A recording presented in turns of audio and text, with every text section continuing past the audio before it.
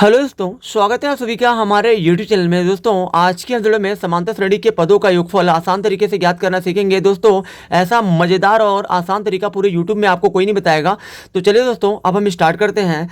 जैसे कि हमारा क्वेश्चन दिया गया है, समांतर श्रेणी -37, -33, -29 डैश डैश डैश का योगफल 12 पदों तक ज्ञात कीजिए। तो दोस्तों यहाँ पे देखिए, ये हमारा एक समांतर श्रेणी दिया गया है, -37, -33 और -29 डैश डैश डैश, आगे भी दोस्तों और भी कुछ दिया होगा, का योगफल 12 पदों तक। यानी कि दोस्तों ऐसे ही अगर जो हम लोग जो है इस श्रेणी में आगे तक अगर हम 12 पदों तक बढ़ते जाएं तो दोस्तों इसका योगफल क्या होगा, ये दोस्तों हमसे जो पूछा जा रहा है।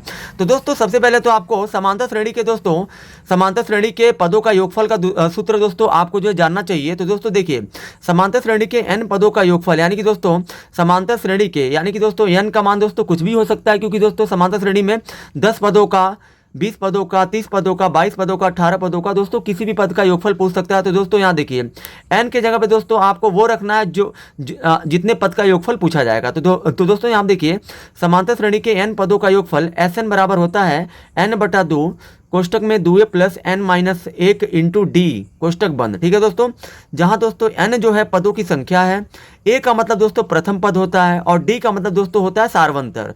अब दोस्तों यहाँ पे देखिए, इस क्वेश्चन के लिए दोस्तों हम लोग जो इसी सूत्र का प्रयोग करेंगे, लेकिन दोस्तों हमें यहाँ पे इस सूत्र का प्रयोग हम लोग तभी कर सकते हैं जब हमको n पता रहेगा, a पता रहेगा और d पता रहेगा। तो दोस्तों इन तीनों को पहले हम लोग निकाल लेते हैं, उसके बाद इस सूत्र को हम लोग अप्लाई करते हैं। तो चलिए दोस्तों अब हम स्टार्ट करते हैं। जैसा कि दोस्तों आपको यहाँ पे आपको लिखना है, दिया है। ठीक है दोस्तों, कोई भी दोस्तों समांतर श्रेणी में अगर जो आपको योगफल ज्ञात करना है तो दोस्तों यहाँ देखिए, कोई भी प्रश्न हो गणित का दोस्तों, पहले तो जो क्वेश्चन में दिया होता है उसको आपको लिख देना है। यानी कि दोस्तों दिया है का मतलब दोस्तों ये है, यहाँ पर दोस्तों ए आपका दे दिया है। ए का मतलब दोस्तों होता है प्रथम पद, यानी कि दोस्तों जहाँ से शुरुआत हो रहा है, शुरुआत दोस्तों -37 से हो रहा है, तो -37 आपका प्रथम पद हो गया। उसके बाद दोस्तों डी आपको निकाल लेना है। दोस्तों यहाँ पे डी के लिए दोस्तों आपको क्या करना होता है, इस डी के लिए, डी का मतलब दोस्तों होता है सार्वंतर।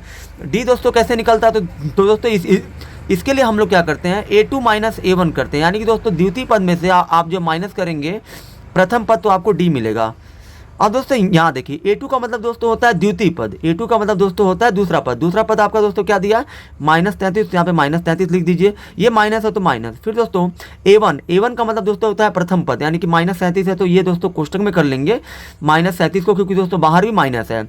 अब दोस्तों यहाँ देखिए, ये दोस्तों -33 है, माइनस माइनस दोस्तों इस कोष्टक को हटाएंगे तो दोस्तों बाहर का जो चिन्ह है माइनस, इसका गुणा अंदर वाले चिन्ह में हो जाएगा, माइनस माइनस हो जाएगा प्लस। ये दोस्तों 37 और 37। अब दोस्तों यहाँ पे देखिए, 37 में से दोस्तों माइनस करिए 33, तो दोस्तों ये आपका आ जाएगा 4। उसके बाद दोस्तों n, और दोस्तों यहाँ पे दोस्तों n का मान आपका दोस्तों क्या हो जाएगा, तो दोस्तों जहाँ जिस पद तक योगफल ज्ञात करने के लिए पूछा है दोस्तों वही आपका n का मान होगा। यानी कि दोस्तों 12 पदों तक बोला है तो दोस्तों n बराबर आपका हो जाएगा 12।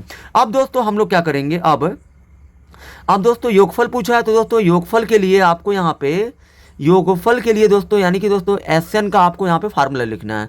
योगफल Sn बराबर दोस्तों होता है n/2 2a plus n-1 into दोस्तों डी होता है। अब दोस्तों s है तो s लिखिए, n का मान दोस्तों 12 है तो यहाँ पे 12 रख दीजिए।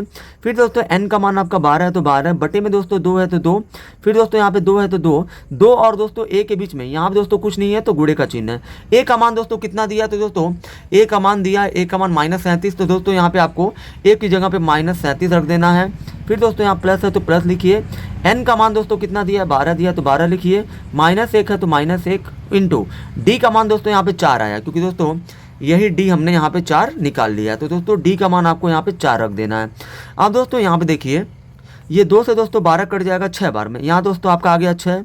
ये दोस्तों माइनस है तो माइनस, 37 दूना हो जाएगा दोस्तों 74, फिर प्लस 12 में से दोस्तों 1 गया 11 आ जाएगा। फिर दोस्तों 11 का यहाँ पे इंटू का मतलब दोस्तों होता है गुणा, 12 में से 1 गया दोस्तों हो जाएगा 11, यहाँ पे दोस्तों इंटू का मतलब है गुणा, गुणे 4 है तो 4 लिखिए। उसके बाद दोस्तों यहाँ देखिए, 6 कोष्टक में माइनस है तो माइनस 74 प्लस 11 चौके दोस्तों हो जाएगा 44। अब दोस्तों सबसे पहले तो आपको जो कोष्टक हल करने लेना है, कोष्टक में दोस्तों देखिए ये -74 है और ये +44 है दोस्तों। -74 और +44 इन दोनों में दोस्तों बड़ा कौन है? बड़ा दोस्तों 74 है। कभी भी दोस्तों माइनस और प्लस जब हो तो दोस्तों माइनस प्लस में जो वैल्यू बड़ा होता है उसी का चिन्ह लेते हैं। तो दोस्तों वैल्यू के हिसाब से 74 बड़ा है, 74 का चिन्ह माइनस है तो माइनस, और दोस्तों माइनस प्लस जब होता है तो घटा लिया जाता है जो बड़ा होता है। बड़ा दोस्तों 74 है, 74 में से 44 को आप घटाएंगे तो ये आपका आ जाएगा 30।